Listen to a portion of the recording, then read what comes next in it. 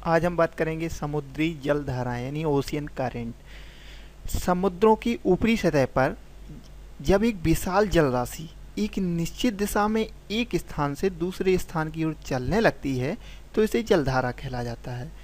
जलधाराओं की उत्पत्ति के कई कारण हैं, इनमें से 4 प्रमुख हैं, जैसे पृथ्वी की घूर्णन गति यानी पृथ्वी की जो घूर्णन की गति है पश्चिम से पूरब की ओर, तो उसके कारण भी समुद्री जलधाराएं प्रभावित होती हैं। उनमें से एक लवणता है, सेल्यूलोस और तापमान, टेम्परेचर में भिन्नता और वर्ष भर चलने वाली हवाएं। ये 4 प्रमुख कारण हैं जिसके कारण जलधाराएं परिवर्तित होती हैं या प्रभावित होती हैं। सबसे पहले हम बात करते हैं पृथ्वी के घूर्णन गति की। तो जैसा कि हम जानते हैं पृथ्वी अपने अक्ष पर पश्चिम से पूरब की ओर घूमती है। इस कारण से ये पृथ्वी के ऊपरी भाग का जल पृथ्वी के ऊपर भाग का जल पृथ्वी के घूर्णन का साथ नहीं दे पाता और वह पृथ्वी की घूर्णन की विपरीत दिशा में गति करने लगता है। और आगे चलकर ये धाराएं महाद्वीपों के तटों से टकराती हैं और उत्तरी गोलार्ध में क्लॉकवाइज तथा दक्षिणी गोलार्ध में एंटी क्लॉकवाइज घूमने लगता है तथा महाद्वीपों के तटों के अनुसार अलग अलग आकार ले लेता है। इसमें से दूसरा कारण जो जैसा है तापमान के कारण, यानी पृथ्वी का जो तापमान है, तापमान में भिन्नता। समुद्र की तल पर जहाँ तापमान ज़्यादा होता है वहाँ का पानी गर्म होकर हल्का होता है और ऊपर उठता है, जबकि जहाँ तापमान ठंडा होता है वहाँ का जल नीचे बैठता है और इसी कारण से गर्म जलधारा ठंडी जलधारा का स्थान लेती है, ठंडे क्षेत्रों की ओर चलने लगती है और नीचे से ठंडा पानी गर्म क्षेत्र में आता है। तो एक प्रकार से गति जल में एक मूवमेंट होता है, इसी के कारण भी जलधाराएं प्रभावित होती हैं। और तीसरा कारण लवणता यानी सेल्यूलोस। जहाँ लवणता ज़्यादा होती है वहाँ का जल घनत्व ज़्यादा होता है, अधिक घनत्व वाला जल नीचे बैठता है और कम घनत्व वाला जल ऊपर उठता है और इसी कारण से भी जलधाराएं कम घनत्व से अधिक घनत्व की ओर चलने लगती है। और चौथा कारण है वर्ष भर चलने वाली हवाओं के कारण, यानी वर्ष भर चलने वाली हवाओं की गति के कारण जलधाराओं की उत्पत्ति होती है। जलधाराओं की दिशा महाद्वीपों के आकार व बनावट से भी प्रभावित होती है। इसके बाद हम अलग अलग जलधाराओं की बात करेंगे, यानी प्रशांत महासागर और अटलांटिक महासागर की जलधाराओं की बात करें। उससे पहले हम बात करते हैं कि जलधाराएं होती कितने प्रकार की। जलधाराएं 2 प्रकार की मुख्य रूप से होती हैं, ठंडी जलधारा और गर्म जलधारा। सबसे पहले हम गर्म जलधारा की बात करेंगे। तो गर्म जलधारा वो होती हैं जो विषुवत रेखा के ध्रुवीय क्षेत्रों की ओर चलती हैं। विषुवत रेखा से यानी यहाँ से और ध्रुवीय क्षेत्र यानी ध्रुव क्षेत्र की ओर चलना प्रारंभ करती हैं। विषुवत रेखा से ध्रुवों की ओर चलती हैं और वो गर्म होती हैं। और जो ठंडी जलधाराएं होती हैं, ठंडी जलधाराएं ध्रुवों से, दूसरी जो जलधाराएं ठंडी ये ध्रुवों से विषुवत रेखा की ओर चलती है, क्योंकि ध्रुवों में ठंड होती है और ठंडे के कारण बर्फ़ों से जो जलधाराएं होती हैं वो ठंडी होती हैं, ठंडे से विषुवत रेखा की ओर आती हैं और ये गर्म होती जाती हैं। तो इस प्रकार से ठंडी जलधाराएं हमेशा ध्रुवों से विषुवत रेखा की ओर यानी भूमध्य रेखा की ओर चलती हैं और जो गर्म होती हैं वो विषुवत रेखा से और ध्रुवों की ओर चलती हैं।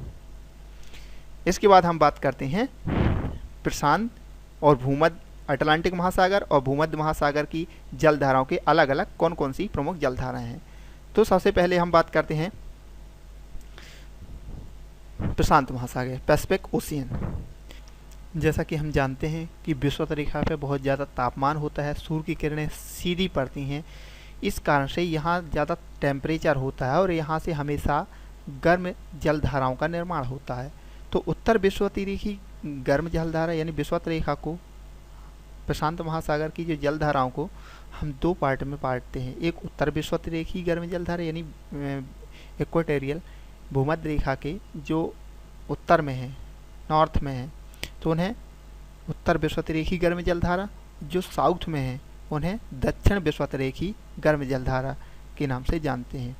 सबसे पहले हम बात करते हैं उत्तर विषुवत रेखी गर्म जलधारा। ये जलधारा दक्षिण अमेरिका के पश्चिमी तट से चलना प्रारंभ करती हैं, दक्षिण अमेरिका के पश्चिमी तट से यहाँ से चलना प्रारंभ करती हैं और आगे चलकर एशिया के पूर्वी तट पर आगे बढ़ने लगती हैं ये, और इसे उत्तर प्रशांत महासागरीय जलधाराओं के नाम से जाना जाता है। और एशिया के पूर्वी तट पर टकराती हैं, यहाँ से टकराते हुए ये उत्तर की ओर मुड़ जाती हैं। उत्तर की ओर मुड़ने के कारण इनके मार्ग में सबसे पहले जापान आता है और जापान के कारण ये जलधाराएं दो भागों में बढ़ जाती है। जो एक जलधारा की एक धारा जो पूरब में दाएं हाथ रहती है वो क्यूरोसियो की गर्म जलधारा कहलाती है। क्यूरोसियो की गर्म जलधारा, ये जलधारा जापान के दाएं ओर चलती है और आगे चलकर ये जलधारा उत्तर महासागरीय द्रप्ट कहलाती है। और जो इसके बाएं साइड है, ये जापान के बाएं साइड, ये क्यूरोसियो की गर्म जलधारा जापान के बाएं तरफ से बहती है और एक गर्म जलधारा है। ये दोनों गर्म जलधाराएं हैं, एक जापान के दाएं साइड और एक जापान के बाएं साइड। ये जलधाराएं दोनों आगे चलकर मिल जाती हैं, आगे चलकर ये कई भागों में बढ़ जाती हैं। इसकी एक शाखा जो एशिया और नॉर्थ अमेरिका के बीचों बीच से निकलती है, इसे आलूसियन की गर्म जलधारा के रूप में प्रभावित होती है। और एक जलधारा बेरिंग सागर में प्रवेश कर जाती है, दूसरी शाखा अलास्का के नीचे से होकर आती है, इसे अलास्का की गर्म जलधारा कहा जाता है। आगे चलकर ये ब्रिटिश कोलंबिया की गर्म जलधारा के नाम से जानी जाती है और यह जलधारा आगे चलकर कैलिफोर्निया की ठंडी जलधारा कहलाती है, क्योंकि आते आते ये ठंडी जलधारा बन जाती है। इस प्रकार से यह अपना एक पूरा चक्र करती है। इसके बाद जो कैलिफोर्निया की ठंडी जलधारा है जो ऊपर ध्रुवों से चलती है, जैसा कि मैंने पहले भी बताया, जो ध्रुवों से जलधाराएं आती हैं वो ठंडी होती हैं। तो अलास्का के बाजू से ये जलधारा जो ठंडी होती है उसे ओयोसियो की ठंडी जलधारा के नाम से जाना जाता है। इसके अलावा कैलिफोर्निया की भी ये ठंडी जलधारा है, उसके अलावा ओकोटस की भी ठंडी जलधारा है और ये ठंडी जलधाराएं हमेशा ध्रुवों की ओर से चलती हैं। इसके बाद हम बात करते हैं दक्षिण प्रशांत महासागरीय जलधारा। ये जलधाराएं जैसा कि मैंने बताया विषुवत रेखा के दक्षिण में चलती हैं, दक्षिण प्रशांत महासागरीय जलधाराएं कहलाती हैं। आगे चलकर यह दक्षिण की ओर मुड़ती है और ऑस्ट्रेलिया के पूर्व में बहती है, इसलिए इसे पूर्वी ऑस्ट्रेलिया की गर्म जलधारा के नाम से जाना जाता है। पूर्वी ऑस्ट्रेलिया की गर्म जलधारा, इसी को न्यू साउथ वेल्स की गर्म जलधारा के नाम से जाना जाता है। आगे चलकर दक्षिण प्रशांत महासागर 40 से 45 डिग्री अक्षांशों के बीच दक्षिण प्रशांत महासागर प्रवाह जन्म लेती है। यह प्रवाह आगे जाकर दक्षिण अमेरिका के पश्चिमी तट से टकराती है, यहाँ इसे दक्षिणी प्रशांत प्रवाह के नाम से जाना जाता है। दक्षिण प्रशांत प्रवाह आगे चलकर यह दक्षिण अमेरिका से टकराती है और ये पुनः विषुवत रेखा की ओर मुड़ जाती है। अब ये ठंडी हो जाती है क्योंकि नीचे की ओर जो ध्रुव होते हैं ठंडी हो जाती है और पेरी हमबोल्ट की जलधारा के नाम से जाना जाता है। इस प्रकार ये भी अपना एक पूरा चक्र करती है। इसके बाद हम बात करते हैं अटलांटिक महासागर की। अटलांटिक महासागर में भी हम विषुवत रेखा यानी भूमध्य रेखा पे ज़्यादा तापमान पड़ता है, सूर्य की किरणें सीधी पड़ती हैं, इसलिए यहाँ पे ज़्यादा पर टेम्परेचर होता है। तो यहाँ पर भी इक्वेटोरियल लाइन यानी भूमध्य रेखा के जो उत्तर में है उन्हें उत्तर विषुवत रेखी गर्म जलधारा और जो दक्षिण में उन्हें दक्षिण विषुवत रेखी गर्म जलधारा के नाम से जानते हैं। सबसे पहले हम बात करते हैं उत्तर विषुवत रेखी गर्म जलधाराओं की। उत्तर विषुवत रेखी गर्म जलधारा, ये जलधारा 0 से 10 डिग्री के बीच चलने वाली अफ्रीका के पश्चिमी तट यानी गिनी तट के पूर्व से पश्चिम की ओर चलना शुरू होती है, मध्य अमेरिका के तट से टकराकर उत्तर की ओर मुड़ जाती है। ये मध्य अमेरिका के तट से टकराकर उत्तर की ओर मुड़ जाती है और यहाँ आगे से कैरिबियन की गर्म जलधारा के नाम से जाना जाता है। आगे चलकर क्यूबा के कारण ये दो भागों में बढ़ जाती है।